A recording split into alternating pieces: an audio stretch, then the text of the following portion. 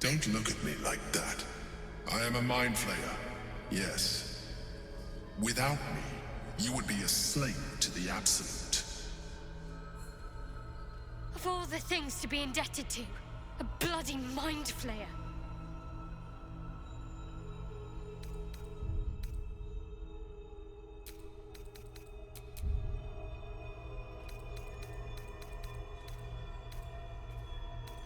It's like I said before, I'm just like you. An adventurer, I came from Baldur's Gate, though I was never one to be constrained by circumstance. I longed for more. That longing brought me to Moonrise Towers on a search for treasure, to a colony of mind flayers who caught me, changed me into what I am now.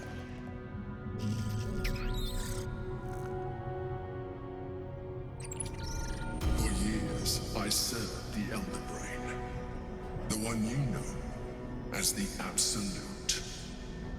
I was a thrall like any other, but I was fortunate. I broke free and started a new life in my old city. I sustained myself on criminals, unglamorous, but there are plenty of them, rarely missed, and they fueled me while I did my work. I had the good fortune to meet Duke Stelmane. We formed a partnership, and through her, I became the governing force behind the Knights of the Shield, the largest mercantile operation in Baldur's Gate. People referred to me as the Emperor. Such was my influence, though of course they had no idea what I really was. My needs were sated. I was happy for a while, until my true nature was discovered by the tyrant himself, Lord Gortash. He tore me from my home and brought me back to the Brain, where I became a slave once again. A slave he continued to call the Emperor. The name was intended as a slight, to remind me of the heights from which I fell. But I have grown fond of it. It encapsulates well who I've become.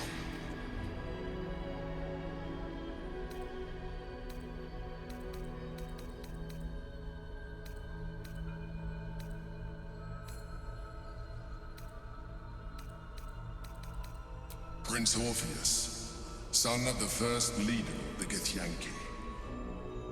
His power has been the source of your continued protection against the voice of the Absolute. The power to disrupt hive mind communication. It is the same power that enabled Orpheus's mother to bring about the fall of the Elitid Empire eons ago. A power she passed on to him, and that I leveraged for you. When Orpheus's mother left, a usurper took her place. Blackith declared herself queen of the Githyanki. Blackith wanted his power. He refused. And so she sealed him within this prison. His honor guard, ever loyal, followed him in. Bound by infernal chains, Orpheus could never leave. Bound by duty, his guard never would. They were close to breaking my hold on that prince. And if they had succeeded, we would be lost. I am relieved. You have embraced your potential enough that you could help me eliminate them. Alone, Orpheus will be much easier to control.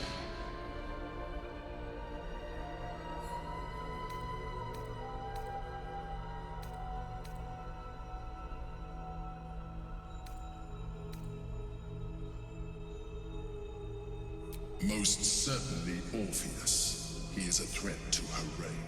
Some Githyanki still revere him in defiance of their teachings. Blackith was safe as long as they believed him to be dead. But as you can see, he is very much alive. She kept him this way because she was reluctant to eradicate such power. Power that she might one day wish to take from him. If the Githyanki ever find out what she has done, there will be civil war. Blackith will be finished. A very good question. One that I have been unable to answer. That Orpheus lives at all is ruinous to Blackith. She has done everything in her power to keep his existence a secret. That Gortash and the Chosen found out about it. This is impossible to explain. But it was important enough to them that Gortash sent me to retrieve it. The moment I found it, I felt a change. My free will returning. I followed the feeling inside and found Orpheus. I realized what the prison was for. Containment. While my body was within the prison's bounds, my mind was free. I could resist the Elder Brain, the Chosen. Better yet, I could plan to overthrow them. All I needed to do was subdue Orpheus and find allies in the outer world. You.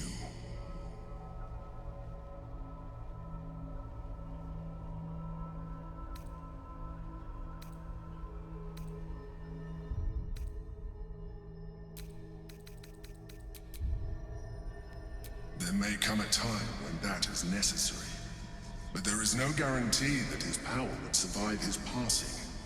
The risk is too great.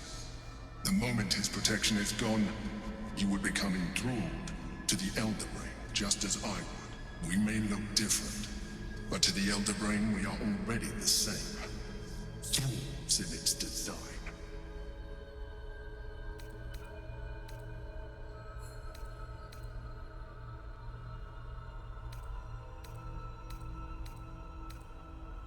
I'm glad you think so.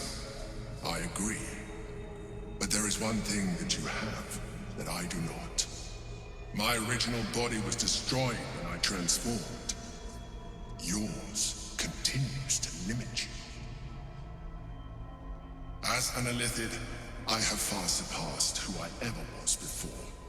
You too should embrace this change.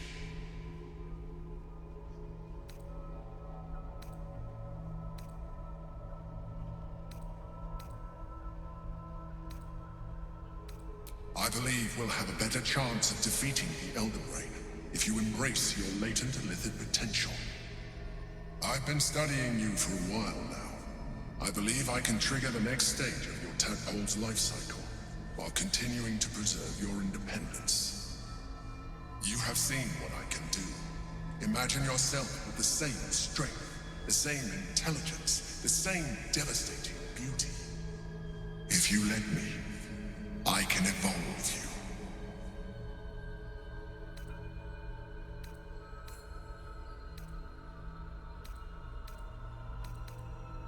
You will be able to do things you never thought were possible.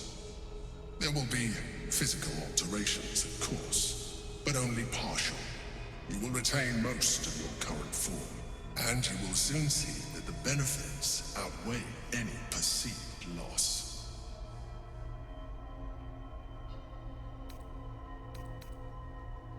The answer is twofold. One, I can, but it would kill you, as I told you before. Two, why would I? You have done well with the limited form you have, but you would do far better as an Illithid. So, do you wish to evolve or not?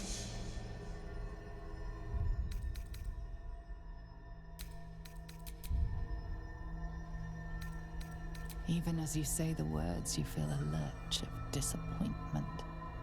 Your mind bristles with Illithid potential. How could you be so cruel as to deny yourself what you want most in the world? I felt that. It's your nature. You cannot fight it. So embrace it.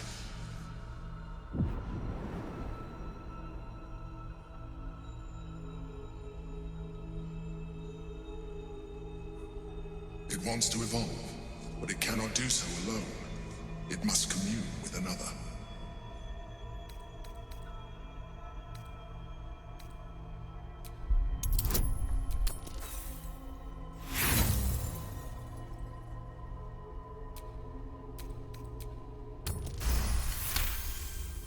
The tadpole screams for growth with painful intensity. It has been starved of life, of purpose. It welcomes your probing like a void waiting to be filled. If you let it, it will evolve you, just as the Emperor said. A tadpole, nurtured by the psionic energy of the astral plane, cocooned here for millennia, it has become extraordinary.